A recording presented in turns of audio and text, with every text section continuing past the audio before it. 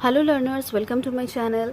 तो जैसे कि मैंने प्रीवियस वीडियो में बोले थे, मैं करंट के ये और इसको याद रखने की फॉर्मूला ट्रिक्स देने वाली हूँ। तो चलिए ट्रिक्स में आ जाते हैं। तो देखिए, जैसे कि in previous videos if you have followed me, मैंने बोला था कि चार्ज को हम लोग चिली मान के चलेंगे, राइट। तो अगर हम लोग चार्ज को चिली मान रहे हैं तो हम इस फॉर्मूला को कैसे याद रखेंगे। तो आते हैं आज के ट्रिक्स पे। तो ये रहा आज का ट्रिक्स।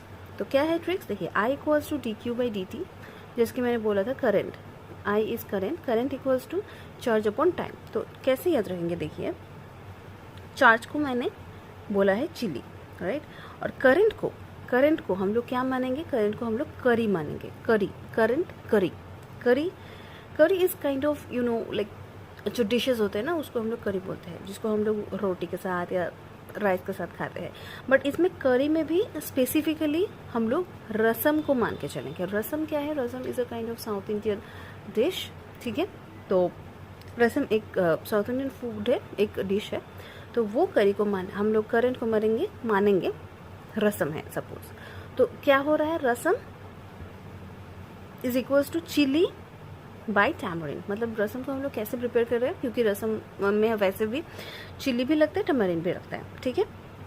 तो रसम कैसे प्रिपेयर हो रहा है, चिली दिया जा रहा है, उसके बाद बाई मतलब ऐसे मान के चलिए चिली दे रहा है पहले, उसके बाद टैमरिन दे रहा है। तो रसम करी equals to curry, rasam equals to chilli by tamarind, that is current equals to charge upon time. Okay, next formula पे आते हैं। ये तो ये वाला फार्मूला गया। अब दूसरे फार्मूला क्या था, force equals to charge into electric field, right. तो देखिए दूसरे फार्मूला ये रहा, charge equals to force equals to charge into electric field. अब इसको कैसे याद रखेंगे, फोर्स को मान लेते हैं हम लोग फ्राई इक्वल्स टू, अब चार्ज हम लोग चिली माने हैं, तो चार्ज यानी चिली, और इलेक्ट्रिक फील्ड को हम लोग एग मानेंगे। मतलब फ्राई कर रहे हैं किसको, चिली विथ एग, मतलब अंडे को हम लोग एग के साथ एग को हम लोग चिली के साथ फ्राई कर रहे हैं। तो F equals to Q into E, so fry equals to charge with chilli with egg, ठीक है।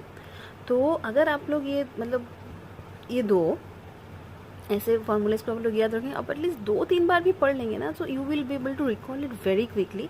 और ऐसे अनयूजुअल तरीके से याद रखने से बहुत ही इजीली वे में याद रहता है, और खाने की चीज़ से याद रखने से तो और भी ज़्यादा, क्योंकि food is something that we take daily, we are interacting with daily. तो अलग एफर्ट नहीं देना पड़ेगा इसको याद रखने के लिए। अच्छा लग रहा है तो मेरे चैनल को सब्सक्राइब